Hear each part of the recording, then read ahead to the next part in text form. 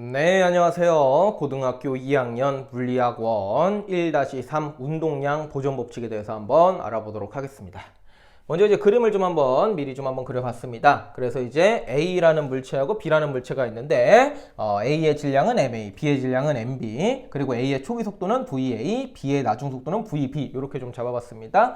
그 다음에 얘네들이 쭉 가는 거예요. 근데 이제 A가 좀 빨랐던 거죠. 그래갖고 가다가 꽝 충돌을 했습니다. 그래서 서로 주고받는 힘 FA, FB 썼고 그 다음에 얘네들이 충돌하는 데 걸린 시간 델타 T, 델타 T는 동일하겠죠? 그래서 하나만 썼습니다. 충돌 꽝 한 다음에 얘네들이 다시 앞으로 굴러가는 상황을 좀 한번 이렇게 그려봤어요. 그랬을 때 A의 나중 속도는 VA 프라임, B의 나중 속도는 VB 프라임 이렇게 좀 적어봤습니다. 요때 이제 운동량 보존 법칙이라는 건 뭡니까? 충돌 전 얘네 전체 운동량과 충돌 후 얘네 전체 운동량은 똑같다. 요게 이제 운동량 보존 법칙이 됩니다. 그래서 이제 왜 그런지 한 두 가지 정도 방식으로 한번 증명해 보도록 하겠습니다.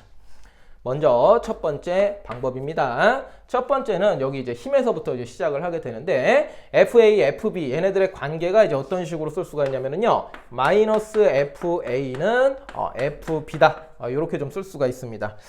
그래서 이제 방향을 만약에 이제 오른쪽을 플러스 왼쪽을 마이너스라고 한다면요. 만약에 FB가 10N이라면 FA는 마이너스 10N이 되겠죠? 방향이 이제 왼쪽이니까요. 힘이라고 하는 것은 크기와 방향이 있습니다. 그랬을 때 이제 얘네들이 이제 같다라고 이제 둘라면은 한쪽에다가 마이너스를 붙여야겠죠. 그래야지 얘네들은 같다라고 식을 쓸 수가 있습니다. 그래서 이제 FA, FB 쓸 때 마이너스 FA는 FB다. 요렇게 이제 수식을 쓸 수가 있겠죠. 자, 여기서부터 이제 시작을 하게 되는 건데요. 이제 뉴턴의 제2법칙, F는 MA를 이용을 해서 얘네들을 좀 풀어서 볼 겁니다. 뉴턴의 제2법칙, 가속도의 법칙, F는 MA입니다. 거기에 따르면은요, 이제 힘이라고 하는 것을 질량 곱하기 가속도로 쓸 수가 있습니다. 그래서 이제 A가 받은 힘은 A의 질량, MA, 그 다음에 A의 가속도, AA, 이렇게 좀 써보도록 하죠. 요것은 같은 방식으로 FB를 갖다가 MB, AB, 요렇게 이제 쓸 수가 있겠죠. 그 다음에 요거를 조금 더 한번 더 풀어 써보겠습니다. 마이너스 MA 그대로 써주시고요. 가속도라고 하는 것은 시간당 속도 변화량이죠. 그쵸?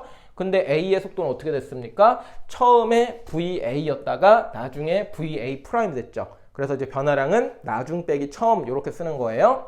그래서 VA 프라임 마이너스 VA 이렇게 쓸 수가 있겠죠. 가속도를 갖다가 델타 T분의 VA 프라임 마이너스 VA 같은 방식으로 B도 좀 풀어서 보면은요. MB 그리고 델타 T 분의 B의 초기 속도는 VB, 나중 속도는 VB 프라임입니다. 그래서 나중 속도 VB 프라임 마이너스 처음 속도 VB 이렇게 이제 좀 풀어서 쓸 수가 있겠죠.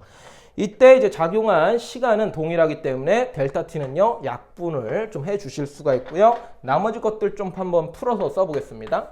그럼 요네들 곱하면은 마이너스 MA VA 프라임 그 다음 얘하고 얘를 곱하면은 플러스 MA VA 라고 쓸 수가 있는 것이고요. 얘는요 MB VB 프라임 그 다음에 얘하고 얘를 곱하니까 마이너스 MB VB 이렇게 이제 쓸 수가 있게 되겠죠. 여기서 이제 이쪽에다가는 이제 초기 값들 쓸 것이고요. 이쪽에는 나중 값들 쓸 거예요. 충돌 전, 충돌 후의 값들 써보면은요. 일단 요거부터 써보겠습니다. 그러면은 MAVA라고 좀 먼저 쓸 수가 있고요. 그 다음에 이제 요 놈 있죠. 마이너스 MBVB. 요 놈을 왼쪽으로 넘겨볼게요. 그럼 플러스 MBVB. 이렇게 쓸 수가 있고요. 그 다음에 이제 이쪽에 나중값인데요. 마이너스 MAVA 프라임 요거를 갖다가 오른쪽에 넘겨 쓸게요. 그러면은 플러스니까 그냥 MAVA 프라임 이렇게 이제 쓸 수가 있게 되는 것이고요. 그 다음에 요놈 맞아 써주면은 플러스 MBVB 프라임 이렇게 이제 쓸 수가 있게 되는 겁니다. 이렇게 써놓고 보니까 요 값이 뭘 의미합니까? 요 놈이 뭘 의미하죠? 충돌 전에 얘네들이 가지고 있는 전체 운동량이죠. MAVA 플러스 MBVB. 그 다음에 이제 요 값은 뭘 의미합니까? 충돌 후의 전체 운동량을 얘기를 하게 되는 것이죠. MAVA 프라임 플러스 MBVB 프라임. 그래서 충돌 전의 전체 운동량은 충돌 후의 전체 운동량과 똑같다라는 식이 여기 이제 F는 MA를 이용을 해가지고 우리가 만들어낼 수가 있습니다. 그래가지고 이제 심플하게 쓰면은 처음의 운동량은 나중에 운동량과 똑같다라고 이제 얘기를 할 수가 있게 되는 거예요. 그래가지고 이제 문제에서 이제 여기에 대해서 이제 좀 자료가 좀 없고 처음에 이제 뭐 질량하고 속도 그 다음에 나중 충돌 후에 질량하고 속도값만 좀 나와 있으면은 처음에 전체 운동량은 나중에 전체 운동량과 똑같다 라고 해가지고 이제 문제를 조금 더 우리가 수월하게 좀 해결해 나갈 수가 있습니다. 그래서 굉장히 중요한 내용이니까 운동량 보존 법칙 잘 이해해 주셨으면 좋겠습니다. 근데 한 가지 방식으로 좀 더 해결을 좀 한번 해보겠습니다. 뭐 이렇게 해서 이제 요거를 만드는 방법도 있고요. 뭐 다른 방법도 있어요.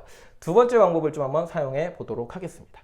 각각에다가 운동량, 충격량 관계 얘네들을 이용을 해서 좀 써보겠습니다. 충격량, 운동량 관계인데요. I는 델타 P. 요게 이제 충격량, 운동량 관계죠. 충격량은 운동량 변화량과 같다.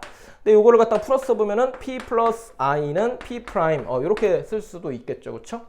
P 프라임 빼기 P라고 한다면은 P를 갖다가 이제 왼쪽으로 넘겨서 이제 이런 식으로 만드는 거죠. 그렇죠? 그래서 처음에 운동량이 있었는데 충격을 받아가지고 운동량이 변했다. 뭐 이렇게 이제 생각하시면 조금 더 쉽거든요.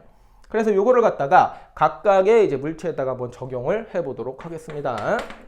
첫 번째 A에다가 좀 적용을 해보겠습니다. A는 처음에 운동량이 MAVA였죠. 그쵸? MAVA였습니다. 그 다음에 이제 FA를 이제 델타 T 동안 충격을 받았죠. 그쵸? 충격량을 받았습니다. MA라는 힘을 델타 T 동안에. 그래서 이제 플러스 I 자리에다가 FA 델타 T 이렇게 쓸 수가 있겠죠. 그래서 이제 운동량이 변했습니다. 이렇게 변했어요. MAVA 프라임 이렇게 된 거죠. 간단하게 처음에 운동량, 충격량, 그리고 나중 운동량 이렇게 쓸 수가 있습니다. 같은 방식으로 B도 써주면은요. MBVB 처음에는 이만큼 운동량이 있었는데 플러스 FB만큼 델타 T, FB만큼 델타 T 동안 충격을 받았죠. 그래서 FB 델타 T 이렇게 쓸 수가 있는 것이고 나중에 B의 운동량 MBVB 프라임 이렇게 이제 쓸 수가 있습니다. 여기서 이제 얘를 갖다가 이제 1번씩, 얘를 갖다가 2번씩 이렇게 두고요. 얘네 둘을 갖다가 통째로다가 더해 볼 거예요. 예, 플러스를 좀 해볼 거예요. 그럼 이제 간단하게 좀 표현이 되는데 여기에서 이제 아까 이제 선생님이 첫 번째 얘기 증명할 때도요. 마이너스 FA는 FB라고 얘기를 했습니다. 그러면은 우리가 이 FA라고 하는 값을 마이너스 FB라고 생각을 할 수가 있겠죠? 얘네 둘은 크기가 같고 방향이 반대입니다. 따라서 FA를 갖다가 마이너스 B로 생각을 하시든지 아니면은 FB를 마이너스 FA라고 생각을 하시든지 얘네 둘을 더해버리면은 얘네들은 날아가요. 예, 얘네들은 날아갑니다. 예.